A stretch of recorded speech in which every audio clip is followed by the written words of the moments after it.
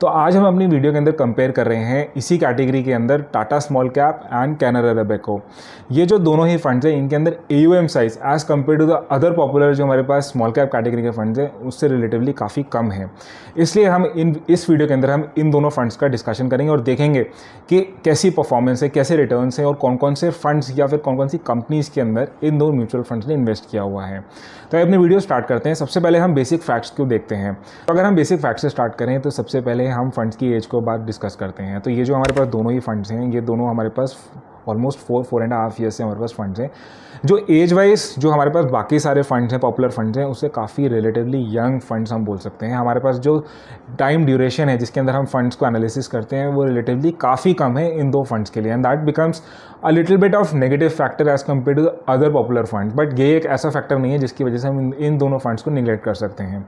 अगर हम आगे बढ़ते हैं और देखते हैं कि AUM साइज़ कितना हो चुका है, तो like I told you AUM size इन दोनों फंड्स का ऑलमोस्ट जो हमारे पास टाटा स्मॉल कैप है दैट इज़ ऑलमोस्ट 3800 और वहीं हमारे पास कैनरा रोबेको ऑलमोस्ट 5400 करोड़ का हो चुका है। तो यानी कि काफ़ी रिलेटिवली काफ़ी कम है, जो कि हमें आपने देखा था कि Nippon India and SBI small cap जो कि मोर देन 15,000 करोड़ के हमारे पास AUM साइज़ ऑलरेडी हो चुके हैं। तो अगर हम फर्दर देखें एक्सपेंस रेशो, अगर हम दोनों का फर्दर एक्सपेंस रेशो कंपेयर करें तो हमारे पास टाटा स्मॉल कैप का जो एक्सपेंस रेशो है वो compare to the other funds काफ़ी कम है, हमारे पास 0.29%। वहीं पे हमारे पास कैनरा रोबेको का ऑलमोस्ट 0.39%। तो यानी कि हम बोल सकते हैं कि यहाँ पे टाटा स्मॉल कैप जो है वो हमारे पास एक पॉजिटिव फैक्टर है, because expense ratio is also very important जो आपको फाइनल रिटर्न्स मिलते हैं। अगर हम नंबर ऑफ स्टॉक्स की बात करें तो हमारे पास जो हमारे पास कैनरा रोबेको है उसके पास ऑलमोस्ट 84 फंड्स हैं, हमारे 84 कंपनीज़ हैं, और वहीं टाटा के पास 50 कंपनीज़ हैं। यानी हम बोल सकते हैं कि जो कैनरा रोबेको है वो बहुत ही वेल डाइवर्सिफाइड है, यानी कि हम बोल सकते हैं कि इसके अंदर जो एलोकेशन है वो बहुत डिस्ट्रीब्यूटेड है। वहीं पे थोड़ा सा मार्जिनली कंसंट्रेटेड हमारे पास फंड है Tata small cap fund. Further अगर हम देखते हैं कि मार्केट एलोकेशन कैसे हुई है बिटवीन दीज टू फंड्स, तो अगर हम देखते हैं हमारे पास टाटा स्मॉल कैप फंड्स, इसके अंदर हमारे पास प्रेजेंटली जो स्मॉल कैप कैटेगरी के फंड्स हैं या कंपनीज हैं that is almost 75% and above, and large cap categories are almost non existent. But वहीं हम कंपेयर करते हैं Canara Robeco has little bit of more large cap oriented funds, almost 8 to 10% as compare to the Tata small cap funds. तो बोल सकते हैं कि कहीं अगर आपको स्मॉल कैप के अंदर भी अगर आपको लार्ज कैप मिल रही है तो कहीं ना कहीं आपको रिस्क जो है उसने बेटर मे बी जस्टिफाई किया हुआ है या एलोकेट किया हुआ है फर्दर। लेकिन हमें सिर्फ रिस्क को पैरामीटर को देखने के लिए हमें एक्चुअल रिस्क के पैरामीटर्स देखने पड़ेंगे। तो अगर हम रिस्क पैरामीटर्स के अंदर बात करें तो यहाँ पे हमारे पास पॉपुलर 3-4 वेरिएबल्स होते हैं। तो सबसे very important is the standard deviation, जो कि नॉर्मली हम हर वीडियो के अंदर डिस्कस करते हैं। स्टैंडर्ड डेविएशन की वैल्यू जो होती है रिलेटिवली कम होनी चाहिए for fund to be considered better. इस केस के अंदर हम देखें तो हमारे पास मार्जिनली जो हमारा कैनरा रोबेको वो मार्जिनली बेटर स्कोर कर रहा है as compare to the Tata small cap fund.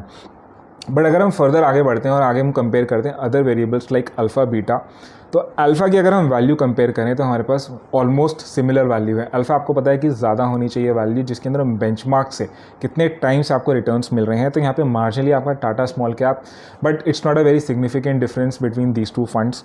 अगर हम बीटा की भी बात करते हैं तो जो फंड की वॉलिटिलिटी बताता है यहाँ पे हमारे पास दोनों ही फंड्स की वैल्यू ऑलमोस्ट सिमिलर है। अगर हम आगे बढ़ें और Sharpe ratio and Sortino ratio की बात करें, आपको पता है ये दोनों ही रेशो जो होती हैं उनकी वैल्यू ज़्यादा होनी चाहिए अगर फंड को बेटर कंसीडर किया जाता है। इसकी जो वैल्यू होती है शार्प रेशो की डेफिनेशन होती है हमारा रिटर्न्स ओवर रिस्क, यानी कि कितना फंड्स रिटर्न दे रहा है और रिस्क को लेके। तो अगर हम इसके अंदर वैल्यू कंपेयर करें तो हमारे पास अगेन दोनों ही फंड्स की वैल्यू ऑलमोस्ट सिमिलर है। मार्जिनली आपका Canara Robeco presently over score कर रहा है।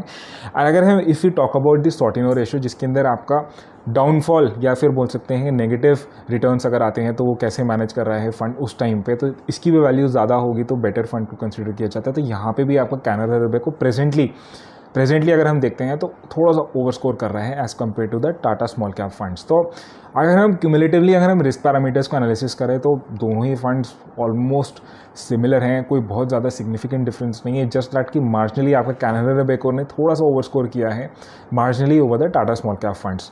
Now let's go deeper and know कि कौन कौन से सेक्टर्स और स्टॉक्स हैं इन दोनों फंड्स के अंदर। तो इसकी सिमिलैरिटी देखिए कि इसके अंदर जो स्टॉक्स के जो सेक्टर हैं वो भी टॉप 3 सेक्टर्स हमारे हैं, वो दोनों ही फंड्स के अंदर ऑलमोस्ट सिमिलर हैं, जिसके अंदर हमारा top category is the services sector, then we have the financials and the capital goods. तो दोनों ही हमारे पास म्यूचुअल फंड्स ने इन तीनों सेक्टर्स के अंदर हाईएस्ट टॉप 3 सेक्टर एलोकेशन किया हुआ है। तो मोरलेस देखिए इनका रिटर्न्स भी, जो हमारे पास रिस्क थे वो भी काफ़ी सिमिलर थे, इनका जो सेक्टर एलोकेशन भी काफ़ी सिमिलर सा ही है।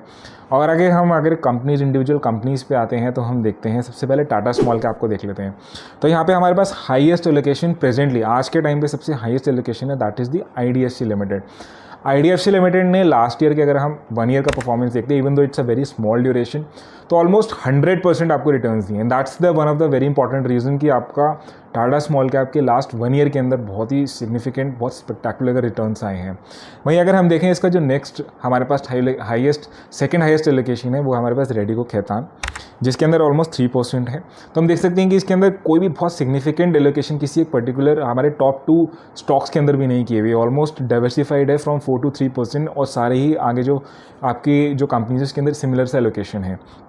अगर हम क्वेस्ट कॉर्प का देखते हैं तो यहाँ पे फंड्स ने थोड़ा सा, जो इस कंपनी है इसके थोड़े से नेगेटिव रिटर्न्स आए हैं लास्ट 1 ईयर के अंदर। और अगर हम आगे फर्दर अगर हम कंपनीज देखते हैं तो we have companies like Redington, BASF India, Honda Siel, Gujarat पीपरपेफ, port limited, Kirloskar, DCB bank. So such companies जो हमारे पास उन टॉप 3 सेक्टर्स से हैं।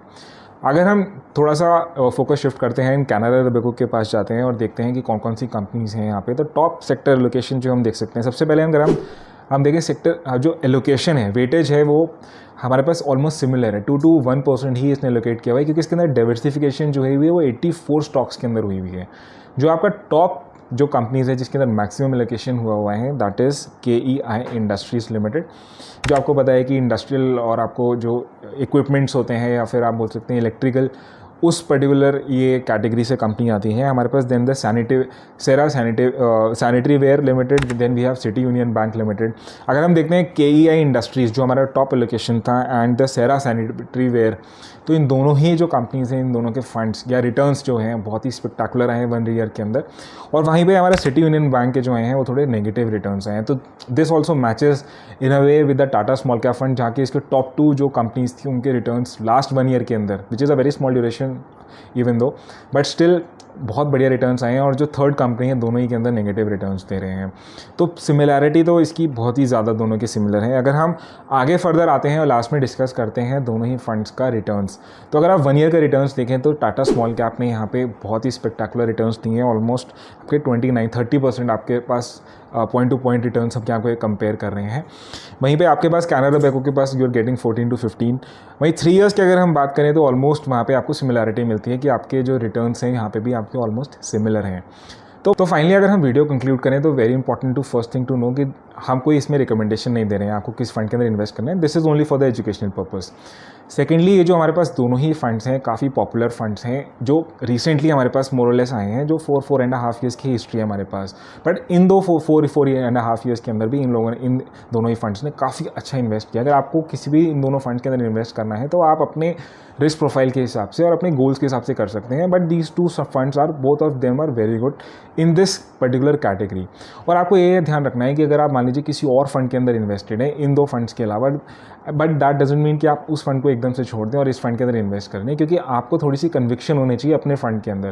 क्योंकि अगर आप स्मॉल कैप कैटेगरी के अंदर इन्वेस्ट करते हैं तो आपको ऑलमोस्ट उसको 7 ईयर का होराइजन देना पड़ेगा। ऐसा नहीं है कि आपने 1 साल 2 साल के बाद इन्वेस्ट किया और आपकी थोड़ा सा उसके बाद साइकिल डाउन चल रही है तो आप उसको छोड़ के किसी और फंड के पास चले जाएं। क्योंकि अगर आप फर्दर ऐसे स्विच करते रहेंगे किसी और फंड को देख के तो उससे आपका पोर्टफोलियो बढ़ेगा नहीं, बट आपको लॉन्ग टर्म में नुकसान होगा आपको। तो I hope you like this video. अगर आपको वीडियो अच्छी लगी तो please press the like button, subscribe करिए इस चैनल को। Will see you next time in another amazing video. Thank you.